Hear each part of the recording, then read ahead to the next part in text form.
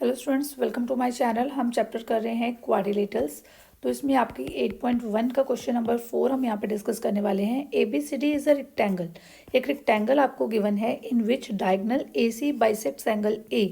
Diagonal AC bisects angle A का मतलब क्या है कि जो एंगल 1 अगर मैं यहाँ पे लेती हूँ और एंगल 2 लेती हूँ, डायग्राम में देखिए एंगल 1 और एंगल 2 जो है ये क्या हो जाएंगे, इक्वल हो जाएंगे, as well as angle C।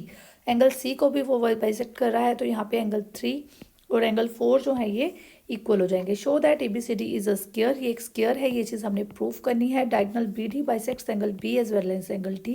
तो पहले हम इसको प्रूफ करते हैं, फिर आगे देखते हैं। तो चलिए इसका पहले देखते हैं हमारे पास गिवन क्या है। ABCD is a rectangle. देखिए जब ये रेक्टेंगल मिल गई ना, तो हमें एक चीज़ तो क्लियर हो गई कि इसके जो एंगल्स हैं ना 90 डिग्री ही हैं। ये जो एंगल्स हैं ABCD, तो ये 90 डिग्री है। स्क्वायर के लिए हमने इसको प्रूफ करने की ज़रूरत नहीं है। स्क्वायर क्या होता है, जिसके एंगल्स जो है वो 90 डिग्री मिल जाएं और इसकी सारी साइड्स इक्वल हो जाएं। ठीक है, रेक्टेंगल मिली है तो ऑपोजिट साइड्स इक्वल हैं। ऑल साइड्स को अगर हम इक्वल बोल देंगे तो हमारा प्रूफ हो जाएगा, बिकॉज 90 डिग्री तो ऑलरेडी है। ठीक है, तो नेक्स्ट हमें जो मिला हुआ है वो है AC bisects angle A। AC bisects angle A and angle C। इसका जो मतलब है वो भी हम यहाँ पे लिख देते हैं। एंगल 1 जो है वो एंगल 2 के इक्वल है और एंगल 3 जो है वो एंगल 4 के इक्वल है। ठीक है, तो चलिए टू प्रूफ क्या करना है। टू प्रूफ फर्स्ट पार्ट हमने प्रूफ करना है ABCD इज अ स्क्वायर, और सेकेंड पार्ट हमने प्रूफ करना है BD bisects angle B as well as angle D। इसका मतलब क्या है, यहाँ पे हम डायगोनल एक बना लेते हैं। ये जो BD डायगोनल है ये बाइसेक्ट कर रहा है। इसका मतलब ये है कि यहाँ पे अगर मैं 4 तक ले चुकी हूँ, यहाँ पे मैं 5 एंगल ले लेती हूँ, एंगल 6 और एंगल 7 और एंगल 8। ठीक है, मुझे क्या प्रूफ करना है, angle 5 is equal to angle 6 and angle 7 is equal to angle 8। ये चीज़ मुझे प्रूफ करनी है। क्लियर, तो चलिए इसका प्रूफ देख लेते हैं। सबसे पहले जो गिवन है ABCD इज अ रेक्टेंगल। ये एक रेक्टेंगल गिवन है और हमने इसको एक स्क्वायर बनाना है। तो एक चीज़ हमें ये गिवन है कि एंगल 1 एंगल 2 के इक्वल है, तो ये लिख लेते हैं। ठीक है, angle 1 is equal to angle 2 and angle 3 is equal to angle 4। तो ये चीज़ें जो हैं ये मुझे गिवन है, मैंने लिख ली। ठीक है, अब ABCD इज अ रेक्टेंगल, जो वो गिवन है वो भी मैंने लिख ली। ABCD is a rectangle, therefore AB is equal to, AB किसके इक्वल होगी, CD के इक्वल होगी।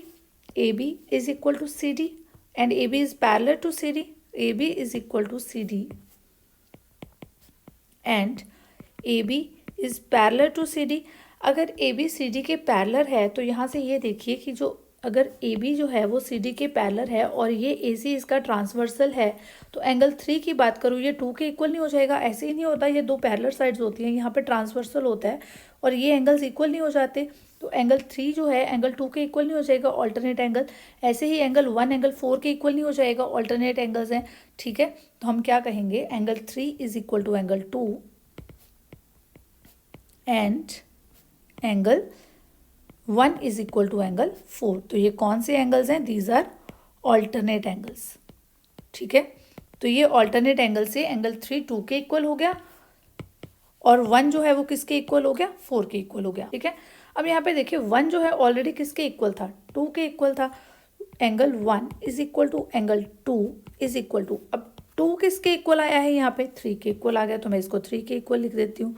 ठीक है, दिस इज इक्वल टू, तो 3 ऑलरेडी किसके इक्वल था, वो मुझे गिवन था, तो 4 के इक्वल था। इसका मतलब ये सारे एंगल्स जो है एंगल 1 2 3 4 ये सारे क्या आ गए, इक्वल आ गए मेरे पास। ठीक है, जब ये सारे एंगल्स इक्वल आ गए तो मैं क्या बात कर सकती हूँ कि ये जो 2 एंगल है ये किसके इक्वल आ गया, 4 के इक्वल आ गया। ये जो 2 एंगल है किसके इक्वल आ गया, 4 के इक्वल आ गया। क्लियर हो गया, ये 2 एंगल अगर 4 के इक्वल आ गया तो इसके ऑपोजिट साइड, 4 के ऑपोजिट कौन बैठा हुआ है, AB बैठा हुआ है, और 2 के ऑपोजिट कौन बैठा हुआ है, BC बैठा हुआ है। तो angle 2 is equal to angle 4 है, तो 4 के सामने AB। ठीक है, ऐसे ही angle 2 is equal to angle 4 है, इट इम्प्लाइज, तो 2 के सामने कौन है, AB और 4 के सामने BC। तो यहाँ पे हम क्या लिखेंगे, opposite sides of equal angles. Opposite sides of equal angles जो होती हैं वो हमेशा इक्वल होती हैं। अब जब ए बी जो है वो बी सी के इक्वल हो गई, A B already C D के इक्वल थी, ठीक है, तो A B already C D के इक्वल है और बी सी ऑलरेडी क्या है, ए बी जो है that is equal to C D, but A B is equal to C D और बी सी जो है वो किसके इक्वल है, ए डी के इक्वल है। क्यों इक्वल है, because A B C D एक क्या है, रेक्टेंगल है, ठीक है, ए बी सी डी एक रेक्टेंगल है, तो रेक्टेंगल की ऑपोजिट साइड्स तो इक्वल ही होती है। तो यहाँ पे इन सब चीज़ों को देखने के बाद हमें क्या पता चलता है, A B is equal to B C is equal to C D is equal to A D. ये सारी साइड्स क्या हो गई, आपस में इक्वल हो गई। अब जिस रेक्टेंगल की सारी साइड्स इक्वल हो गई तो वो क्या बन गई, therefore A B C D is a square. A B C D एक रेक्टेंगल थी, एंगल्स तो ऑलरेडी 90 डिग्री थे, अब उसकी साइड्स भी इक्वल हो गई तो ए बी सी डी क्या बन गया, एक स्क्वायर बन गया। तो हमारा जो फर्स्ट पार्ट था जो हमने प्रूफ करना था A B C D square, वो हमने यहाँ पे प्रूफ कर लिया। अब नेक्स्ट जो पार्ट है उसमें हमने प्रूफ करना है कि वो एंगल बी डी जो है वो एंगल बी को भी बाइसेक्ट कर रहा है और डी को भी बाइसेक्ट कर रहा है, ये हमने प्रूफ करना है। अब यहाँ पे फिर वही लेके चलते हैं, ए बी जो है किसके इक्वल आ चुकी है, ए डी के इक्वल आ चुकी है। ए बी किसके इक्वल आ चुकी है, ए डी के इक्वल आ चुकी है। तो मैं क्या कह सकती हूँ कि एंगल सी जो है वो एंगल 8 के इक्वल हो गया, एंगल 6 जो है वो 8 के इक्वल हो गया, बिकॉज ए डी के सामने वाला एंगल 6 और ए बी के सामने वाला एंगल 8, ठीक है। A B is equal to A D, मैं यहाँ पे मेंशन करती हूँ, A B is equal to A D, और ए बी के सामने अब एंगल कौन सा है, अगेन देख लेते हैं।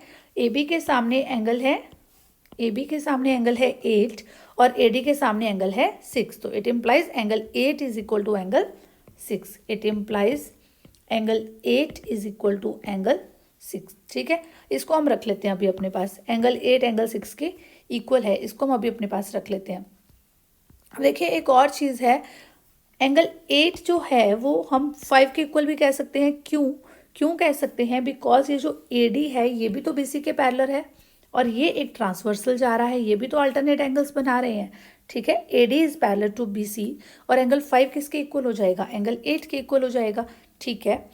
तो मैं क्या कह सकती हूँ, also angle 8 is equal to angle 5, क्योंकि हमारे पास क्या है, ए डी जो है वो पैरेलल है बी सी के, बिकॉज ये एक रेक्टेंगल थी तो इसकी ऑपोजिट साइड्स पैरेलल ही होती हैं। तो A D is parallel to B C, तो एंगल 8 एंड 5 आर क्या, ऑल्टरनेट एंगल्स हैं, ठीक है। एंगल 8 और 5 ऑल्टरनेट एंगल्स हैं, ठीक है। तो एंगल 8 जो है वो 6 के भी इक्वल आ गया, एंगल 8 जो है वो 5 के भी इक्वल आ गया। तो मैं इसको देख के क्या कह सकती हूँ कि एंगल 5 जो है वो किसके इक्वल आ गया, 6 के इक्वल आ गया। देखिए दोबारा देखिए, एंगल 8 को मैंने कह दिया कि ये 6 के इक्वल है, एंगल 8 को ही मैंने कह दिया ये 5 के इक्वल है, ठीक है। मैंने कह दिया कि ये भी इस 8 जो है वो इसके भी इक्वल है, इसके भी इक्वल है, तो ये दोनों आपस में भी तो इक्वल ही है फिर, ठीक है। तो एंगल 5 क्या हो गया, 6 के इक्वल हो गया। अब अगर एंगल 5 6 के इक्वल हो गया, ये चीज़ें शायद हमने प्रूफ करनी थी, ये देखिए हमने यही चीज़ यहाँ पे प्रूफ करनी थी। टू प्रूफ में हमने लिखा हुआ है कि angle 5 is equal to angle 6, तो हमारा प्रूफ हो गया। सिमिलरली हम लिख देंगे कि angle 7 is equal to angle 8, तो सिमिलरली ही कर देंगे, हमें कुछ और करने की ज़रूरत नहीं है यहाँ पे। Similarly angle 7 is equal to angle 8। It implies B D जो डायगोनल है bisects angle B as well as angle D, hence proved. अगर आप कंप्लीट करना चाहते हैं सिलेबस मेरे साथ तो जल्दी से चैनल को सब्सक्राइब कर लो। Thank you.